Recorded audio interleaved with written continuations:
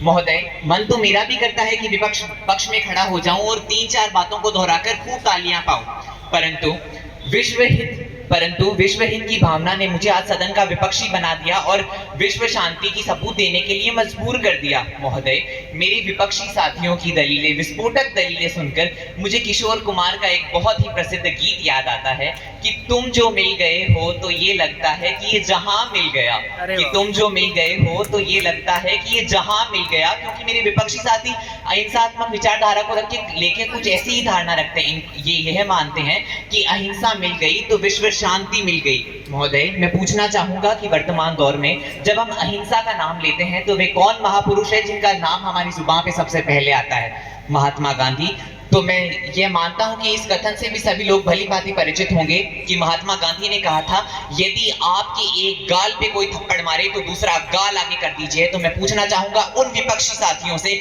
जो अभी हमें अहिंसा का पाठ पढ़ा के गए कि उनमें से ऐसा कौन है जिसके एक गाल पे थप्पड़ मारी जाए तो दूसरा गाल आगे कर देगा? मुझे लगता है जवाब है कोई नहीं।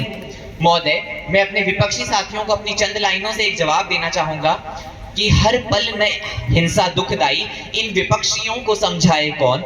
हर पल न हिंसा दुखदाई, इन विपक्षियों को समझाए कौन? सब अहिंसक बन जाते तो कारगिल युद्ध जीतता कौन? और देश के हो गए टुकड़े टुकड़े, और देश के हो गए टुकड़े टुकड़े क्योंकि है हम रहे मौन। और ये जो अहिंसा की बात करते हैं आज जो है हमारे समक्ष गौण महोदय, अटल जी ने भारत को परिभाषित करते हुए कहा कि भारत मात्र एक भूमि का टुकड़ा नहीं है, भारत मात्र एक भूमि का टुकड़ा नहीं है, ये जीता जागता राष्ट्र पुरुष है। ये नंदन की धरती है, ये अभिनंदन की धरती है, ये अर्पण की भूमि है, ये तर्पण की भूमि है, जहाँ की नदी नदी हमारे लिए गंगा है और जहाँ का कंकड़ कंकड़ हमारे लिए शंकर है। और जिस देश की हम पूजा करते हैं, जिस देश की हम भक्ति करते हैं, जिस देश को हम माँ कहते हैं, भला उस देश की हार क्या किसी को स्वीकार होगी? मुझे नहीं लगता कि किसी को स्वीकार होगी। जी हाँ, मैं बात कर रहा हूं चीन और भारत के युद्ध की। जब चीन ने भारत के ऊपर युद्ध की रणनीति बनाई तो भारत ने अहिंसा को अपनाते हुए अपने पैर दो कदम पीछे हटा लिए। तो चीन ने भारत की अहिंसात्मक नीति को भारत की हार समझते हुए अपने पैर पसारना चालू कर दिया। तो अंत में भारत को अपनी आत्मरक्षा को ध्यान में रखते हुए अहिंसा को छोड़कर हिंसा को अपनाना पड़ा। और महोदय, यदि भारत अहिंसा को छोड़कर हिंसा को नहीं अपनाता तो परिणाम की कल्पना तो हम कर सकते हैं।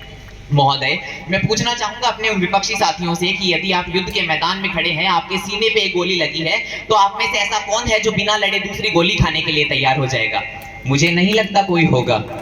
महोदय, जब वहां बैठकर अपने विपक्षियों की तर्क सुन रहा था तो मुझे वो बच्चा याद आ रहा था जो इस दुनिया में हर चीज सही कर देना चाहता है पर कर कुछ नहीं पाता।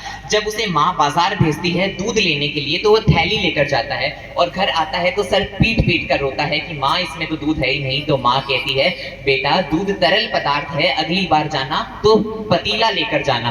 तो अगली बार पिताजी पेट्रोल लेने भेजते हैं तो पतीला लेकर जाता है, घर आता है तो सर पीट पीट कर रोता है कि पिताजी इसमें तो पेट्रोल है ही नहीं। तो पिताजी कहते हैं, बेटा पेट्रोल उड़ गया, अगली बार जाना तो बोतल लेकर जाना। इसी कड़ी में जब दादी अंडे मंगाने भेजती है तो वह बोतल लेकर चले जाते हैं। मेरे विपक्षी साथी भी बार बार उस समझदार बच्चे की तरह व्यवहार कर रहे थे जो हर स्थिति में एक ही उपाय यानी अहिंसा की बात करते हैं। हर स्थिति में अहिंसा कारगर नहीं होती। आज वर्तमान दौर में अगर हम देखें तो वर्तमान में विश्व शांति को कौन भंग कर रहा है? आतंकवाद और उग्रवाद। तो आतंकवाद और उग्रवाद जैसी त्रुटि को मिटाने के लिए हमें अहिंसा की नहीं ईंट का जवाब पत्थर से देने की जरूरत है। हमें अहिंसा की नहीं ईंट का जवाब पत्थर से देने की जरूरत है। सीमा पर लड़ा तो अहिंसा की दुहाई देने वालों, सीमा पर लड़ा नहीं जाता चरखों से शोलों के आगे, सीमा पर लड़ा नहीं जाता चरखों से शोलों के आगे, रामायण पढ़ी नहीं जाती सीमा पर गोलों के आगे। धरती के घोर कुहासे को एक सूरज ही मिटा सकता है, धरती के घोर कुहासे को एक सूरज ही हर सकता है, क्योंकि एटम बम से रक्षा केवल एटम बम ही कर सकता है।